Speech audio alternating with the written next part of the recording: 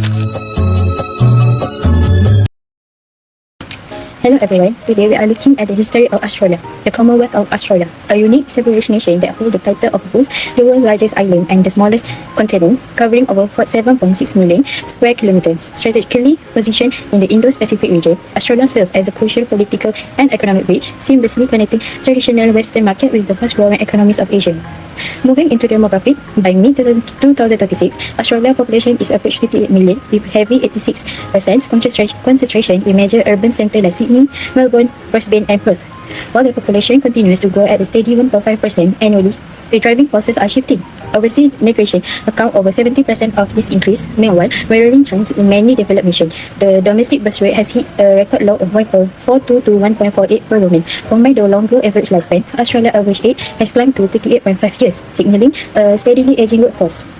Finally, let's look at the economy. Despite pressure from high inflation and rising interest rates, Australia's domestic service sector found an incredible catalyst in the global entertainment export. A prime example was Taylor Swift's Eras Tour, which sparked a massive wave of interstate and international travel. Viewed as Swiftonomics by local economists, this massive spending spike from million into airlines, hotel and hospitality completely defined the border of cost of living slowdown. This momentum is sustained by high-yield sport tourists from major annual events like LIF of Adelaide and the Supercar Championship, which continue to superchange regional capitals. And next, for the comparative advantage. This first is about the natural endowment, which is Australian possesses a massive reserve of mineral and energy resources. It holds some of the world's largest accessible reserve of iron ore, coal, and liquefied natural gas, it giving it a massive cost advantage in extraction and bulk export. And then second is highly productive agribusiness due to large and land tract and advanced farming technologies, which is Australia excelled in exporting clean and green premium agricultural products ranging from high-grade beef and wheat to fine wine. Third is proximity to rapidly growing ASEAN markets. Its geographic positioning make it a logical and reliable supply chain partner for resource-heavy industrial and urban expansion across East and Southeast Asia. And lastly, strong institutional infrastructure.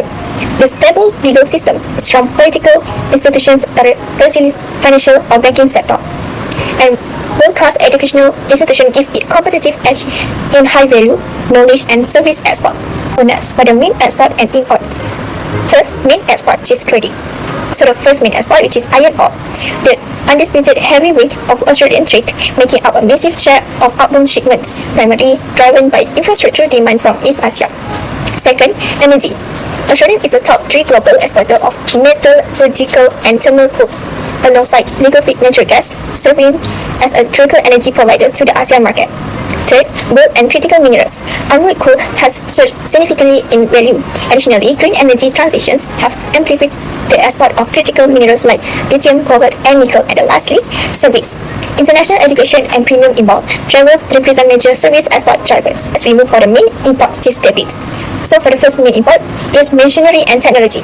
Industrial machinery, computer hardware, and telecommunications equipment lead the nation import requirement to sustain its service and resource-based domestic economy. Vehicle, because Australia has practically no domestic commercial passenger vehicle manufacturing, remaining its import to its majority of its cars, trucks, and automotive parts.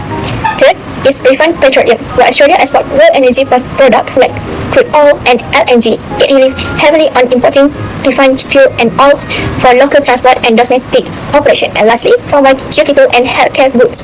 Medicaments and highly specialist medical apparatus make up a sizable and consistent chunk of imports. Then we move forward the principal trading partners, which is first trading partner is China.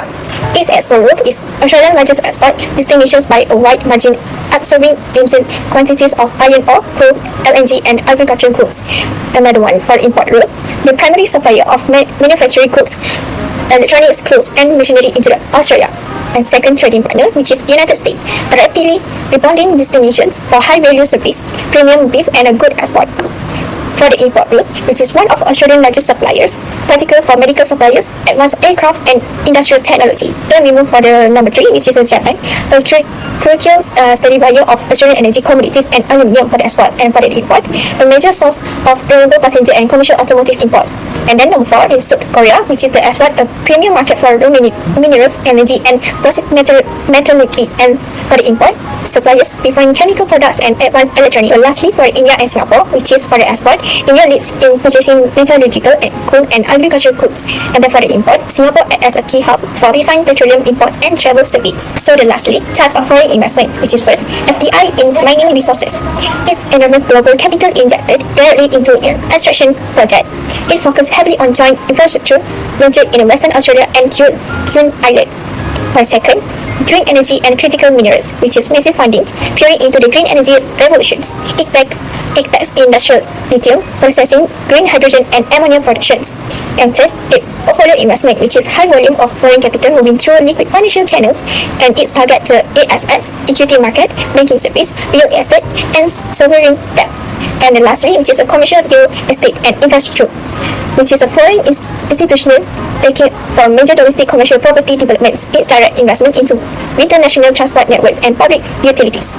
Next is actual regulations concerning financial operations. Australia's financial operations are regulated by a comprehensive framework that promotes financial stability, protects consumers, and maintains the integrity of the financial system. The main regulatory bodies are the Australian Prudential Regulations Authority (APRA), Australian Securities and Investment Commission (ASIC), Reserve Bank of Australia (RBA), and Australian Competition and Consumer Commission (ACCC).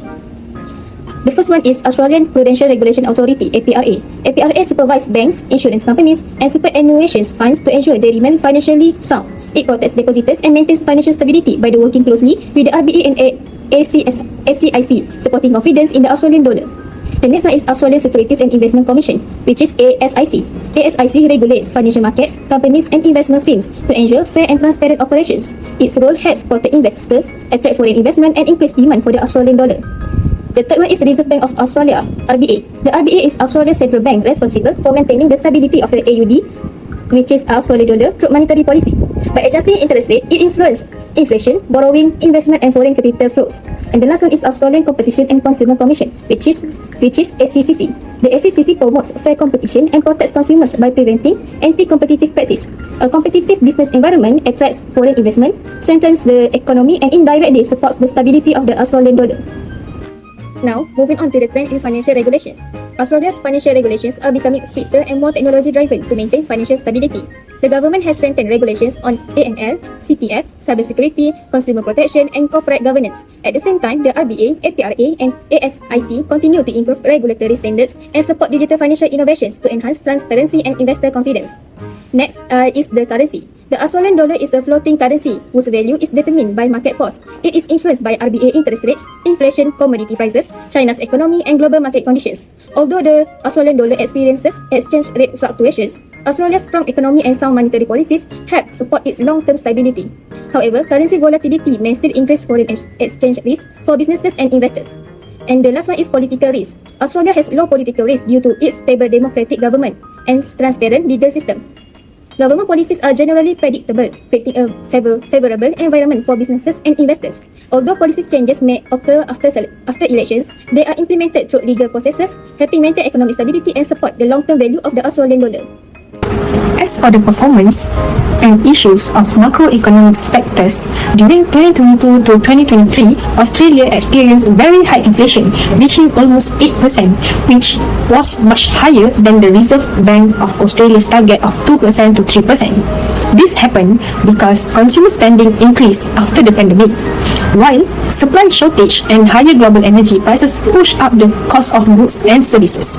When inflation stays high, people's purchasing power decreases because everyday items become more expensive. Investors also become concerned that the RBA may need to keep interest rates high for a longer period, which could slow down the economic growth. As a result, investors become less interested in Australian assets, reducing the demand for the AUD. This caused the Australian dollar or AUD to weaken against other currencies. To reduce inflation, RBA raised the cash rate many times starting in May 2022. By 2023 to 2024, the RBA had increased interest rate 12 times from 0.1% to 4.1%. This made loans and mortgage more expensive for households and businesses, putting pressures on their budgets. Normally, higher interest rates attract foreign investors and strengthen the AUD. However, during this period, inflation remained high and the economic slowed. Investors became concerned about Australia's future economic growth, which reduced confidence in the AUD. At the same time, the US Federal Reserve's also kept interest rates high, making US investment more attractive than Australian assets. Higher interest rates affected both households and businesses. Many households had to pay much higher mortgage repayments, so they reduced spending on non-essential items such as travel, entertainment, and shopping. Businesses also faced higher borrowing costs and rising operating expenses, reducing profits. Some industries, especially construction, experienced more business failures. This budget pressure weakened the Australian economy. Lower household spending and lower business investment slowed economic growth. At the same time, weaker demand from China reduced Australia's export earnings, further lowering demand for the AUD. As the AUD weakened, imported goods such as fuel, electronics, and food became more expensive, adding to inflation. To control it, RBA had to keep interest rates high, which continued to put pressure on households and businesses. This created a cycle of weaker economic growth and weaker AUD. To understand the performance of the Australian dollar over recent years, it's important to look at how its values has fluctuated in response to global economic factors. The currency's overall trend and volatility reveal much about the country's economic resilience and the influence of international markets. The Australian dollar operates under a floating exchange rate, meaning its value is mainly determined by market forces. In 2023, it experienced significant volatility, fluctuating around 13%, moving from a high of about 0.7160 USD in February to a low of 0.6280 USD in October. This was driven by differences in US and Australian monetary policies and global economic uncertainties. In 2024, the AUD depreciated further, dropping nearly 9%, influenced by a stronger US dollar and concerns over global trade. However, in 2024, it recovered sharply, crossing over 0.600 USD by December, reflecting renewed investor confidence and positive economic developments. Overall, the AUD showed resilience despite the volatility, reacting strongly to international economic threats. Examining the period from late 2023 to 2025 reveals significant shifts in the Australian dollar's value, highlighting the impact of global economic conditions and internal policy responses. This period was marked by notable depreciation, followed by recovery, illustrating the currency's high volatility. Between the end of 2023 and 2024, the Australian dollar depreciated by 8.71%, dropping from 0.6810 USD to 0.6217 USD. This decline was mainly driven by global uncertainties, weaker commodity prices, and trade tensions, which caused investors to shift away from the AUD. Then, in 2025, the AUD reversed course and appreciated by 7.77%, rising from 0.6210 USD to 0.6700 USD. Despite this recovery, the overall two-year change shows a modest net depreciation of about 1.62%, with the currency experiencing more severe drops, over 17% at its worst, before bouncing back later in 2025. This period highlights the currency's high volatility and sensitivity to global economic shifts. I will discuss the significant events that affected the performance of the Australian dollar during fiscal year 2035-2036. There were three main factors that influenced the currency movement. The first one, the impact of 2036 Israel-US-Iran war on Australian dollar performance. Before the conflict, the Australian dollar was performing positively and reached above 72 US cents in mid-February 2036. However, after the war began on February 28, global financial markets become more uncertain. As tensions increased, investors become more risk-averse and move their investments into safer assets, especially in the US dollar. Since the Australian dollar is considered a risk-sensitive currency, it was negatively affected by the decline in investor confidence. As a result, the Australian dollar weakened and fell below 69 US cents within a few weeks, reaching its lowest level in around 8 weeks. The second factor was the increase in oil price volatility caused by disruptions in the Strait of Hormuz. The Strait of Hormuz is an important global energy route that transports a large amount of the world's oil and LNG supply.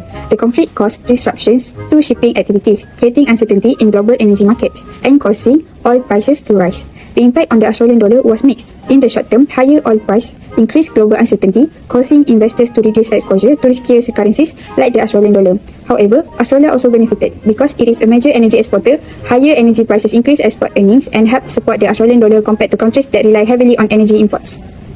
1. The impact of China-related trade optimism on iron ore prices. The third factor was improved trade conditions between the United States and China, which supported Australia's export performance. China is Australia's largest trading partner, and strong Chinese demand for commodities, especially iron ore, plays an important role in supporting the Australian economy. During fiscal year 2035-2036, reduced trade tensions between the US and China improved expectations for China's economic growth.